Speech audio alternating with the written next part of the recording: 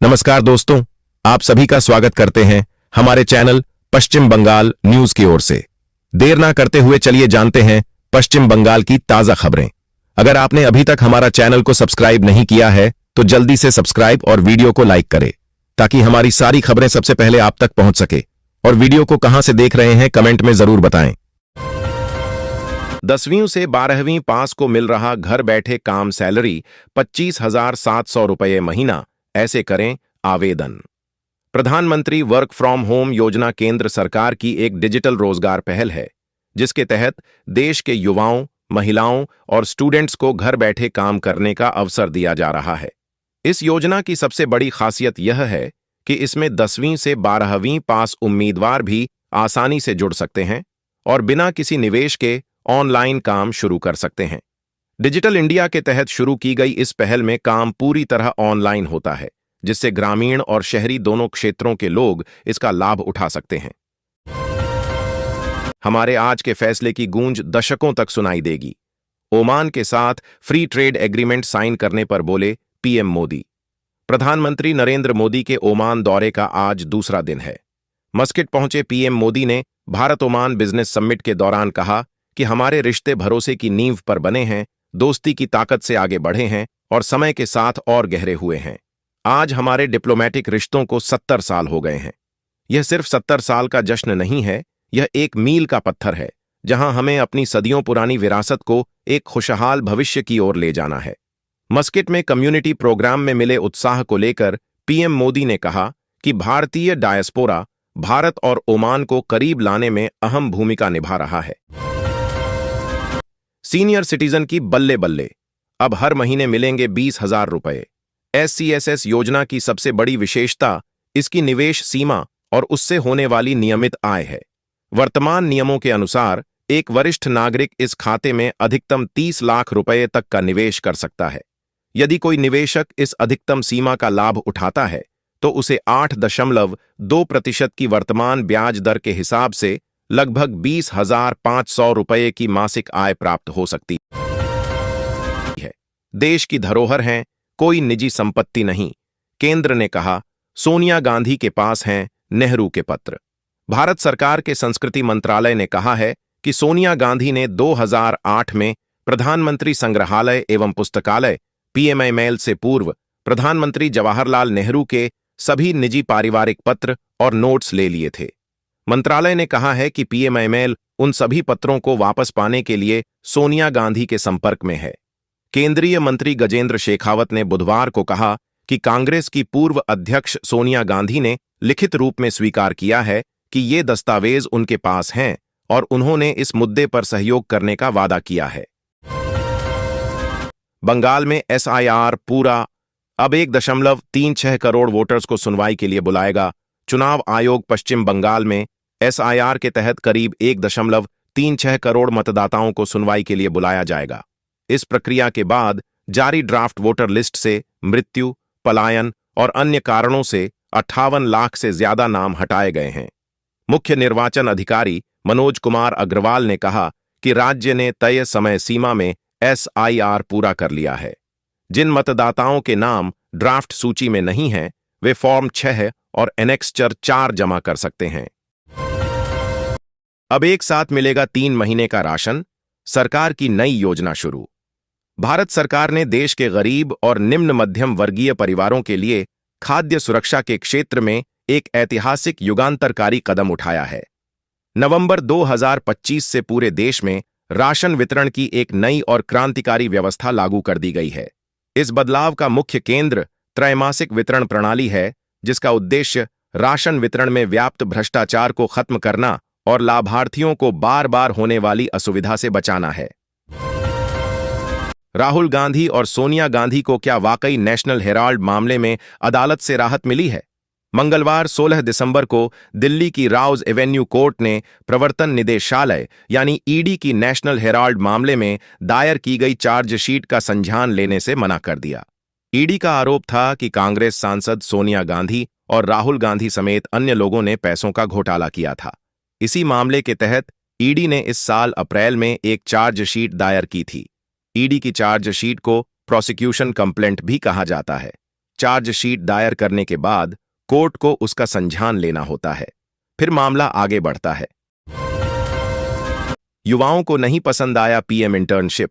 1,02,000 में से केवल 2,666 ने पूरी की ट्रेनिंग। प्रधानमंत्री इंटर्नशिप योजना ने देश भर के हजारों युवाओं को अपनी ओर आकर्षित किया है। इसको शुरू हुए 1 साल पूरे हो चुके हैं, लेकिन हाल में सामने आए इसके नतीजों ने हर किसी को हैरान कर दिया है। इसके नतीजे उम्मीद के मुताबिक नहीं रहे हैं। सरकार की इस योजना के तहत युवाओं को बड़े स्तर पर रोजगार योग्य बनाने और देश के टॉप कंपनियों में इंटर्नशिप करने का लक्ष्य निर्धारित किया था, लेकिन सामने आए सरकारी आंकड़ों के अनुसार ये साफ पता चल रहा है कि रजिस्ट्रेशन के मुकाबले बहुत कम युवा इंटर्नशिप को पूरा कर पाए हैं। अभिषेक के सेवाश्रय 2 शिविर में मुफ्त हुआ ब्रेन हेमरेज और ब्रेन ट्यूमर का ऑपरेशन।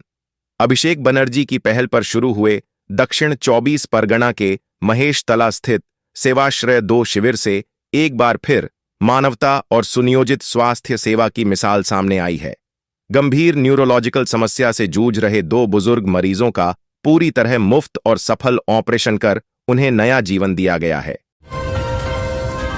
जी राम जी बिल लोकसभा में पास।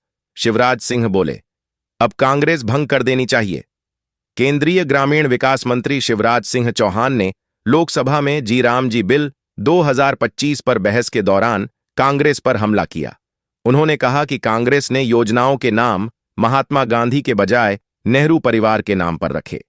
विपक्ष ने योजना से महात्मा गांधी का नाम हटाने पर चिंता जताई, जबकि सरकार ने कहा कि यह बिल 125 दिनों के रोजगार की कानूनी गारंटी देता है और गांवों का विकास करेगा। प्रधानमंत्री नरेंद्र मोदी ने जॉर्डन का दौरा पूरा कर अपने अगले पड़ाव इथियोपिया के लिए रवाना हो गए हैं। जॉर्डन में एक बेहद खास तस्वीर सामने आई जब क्राउन प्रिंस अल हुसैन बिन अब्दुल्ला डब्बा, जो पैगंबर मोहम्मद की 42वीं पीढ़ी के सीधे वंशज हैं, उन्होंने खुद गाड़ी चलाकर पीएम मोदी को जॉर्डन म्यूजियम ले गए। मोदी ने अपने पोस्ट में लिखा कि जॉर्डन म्यूजियम में इतिहास और संस्कृति के अलग अलग पहलुओं को दिखाने के लिए वे क्राउन प्रिंस के आभारी हैं। अपने दौरे में मोदी ने कहा कि भारतीय कंपनियां दूसरे देशों में जाने के लिए जॉर्डन को बेस बना सकती हैं। उन्होंने यह भी बताया कि भारत जॉर्डन का तीसरा सबसे बड़ा ट्रेडिंग पार्टनर है और दोनों देशों के बीच लंबे समय तक चलने वाला रिश्ता बनाना चाहते हैं। बंगाल, राजस्थान समेत 5 राज्यों और यूटी के आंकड़ों ने चौंकाया। एसआईआर में कितने वोट काटे गए? चुनाव आयोग ने विशेष गहन पुनरीक्षण एसआईआर के बाद मंगलवार 16 दिसंबर को पश्चिम बंगाल, राजस्थान, गोवा, लक्षद्वीप और पुडुचेरी का मतदाता सूची का ड्राफ्ट जारी किया। इसमें दिलचस्प आंकड़े सामने आए हैं। 5 राज्यों के आंकड़ों पर नजर डालें तो 1 करोड़ से अधिक नाम हटाए गए हैं।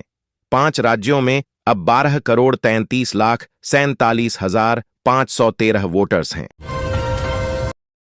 पहले इसकी संख्या 13,35,58,169 थी।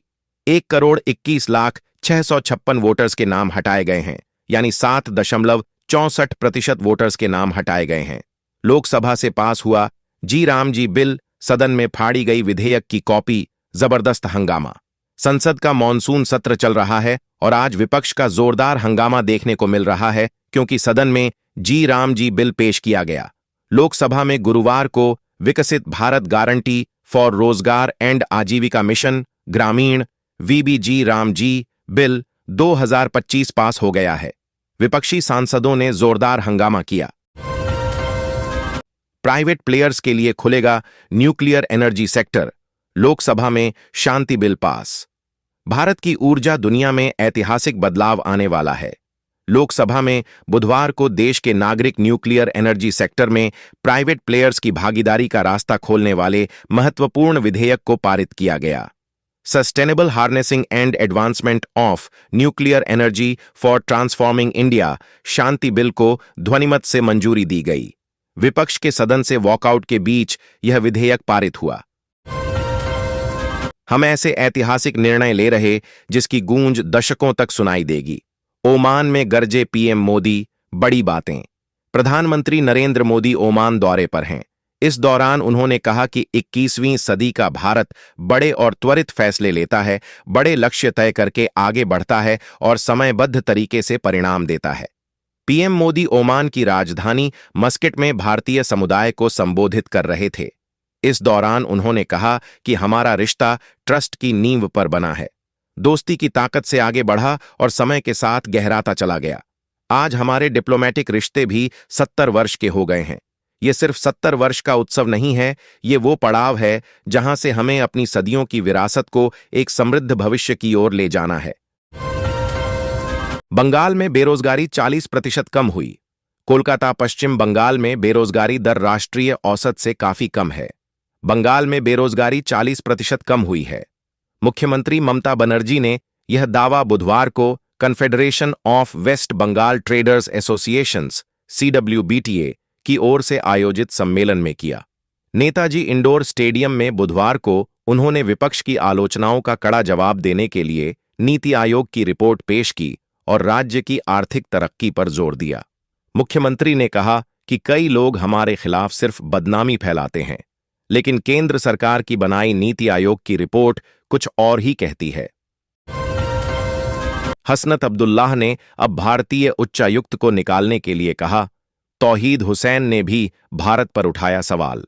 भारत के 7 सिस्टर्स राज्यों को अलग करने की धमकी के बाद बुधवार को बांग्लादेश की नेशनल सिटीजन पार्टी NCP के southern chief organiser Hasnat Abdullah ने कहा कि भारत के उच्चायुक्त को देश से बाहर निकाल देना चाहिए था। बांग्लादेश में अगले साल फरवरी में आम चुनाव हैं और NCP ने हसनत अब्दुल्लाह को कुमिल्ला 4 से उम्मीदवार बनाया है। प्रधानमंत्री नरेंद्र मोदी और ओमान के सुल्तान हैथम बिन तारिक अल सईद की मौजूदगी में भारत और ओमान के बीच comprehensive economic partnership agreement CEPA हुआ है। इसकी जानकारी भारतीय विदेश मंत्रालय के प्रवक्ता रणधीर जायसवाल ने दी। उन्होंने इसे भारत और ओमान के बीच रणनीतिक साझेदारी के एक नए अध्याय की शुरुआत बताया। रणधीर जायसवाल ने कहा, भारत और ओमान ने आज CEPA पर हस्ताक्षर किए। इसे दोनों देशों के बीच आर्थिक संबंधों में एक अहम उपलब्धि मानी जा रही है। दिसंबर में शीतकालीन सत्र की संभावना कम, SIR में व्यस्त हैं विधायक। चुनाव आयोग ने विशेष गहन पुनरीक्षण SIR के बाद मंगलवार को पहली संशोधित ड्राफ्ट वोटर लिस्ट जारी कर दी है, लेकिन राजनीतिक दलों की व्यस्तता अभी खत्म नहीं हुई है। इसका साफ असर विधानसभा के शीतकालीन सत्र पर दिख रहा है। अब यह माना जा रहा है कि दिसंबर में विधानसभा का शीतकालीन सत्र संभव नहीं हो पाएगा। विधानसभा सचिवालय के एक सूत्र ने बताया कि चूंकि क्रिसमस की छुट्टियां नजदीक आ रही हैं, इसलिए फिलहाल शीतकालीन सत्र बुलाने का कोई अवसर नहीं दिख रहा है।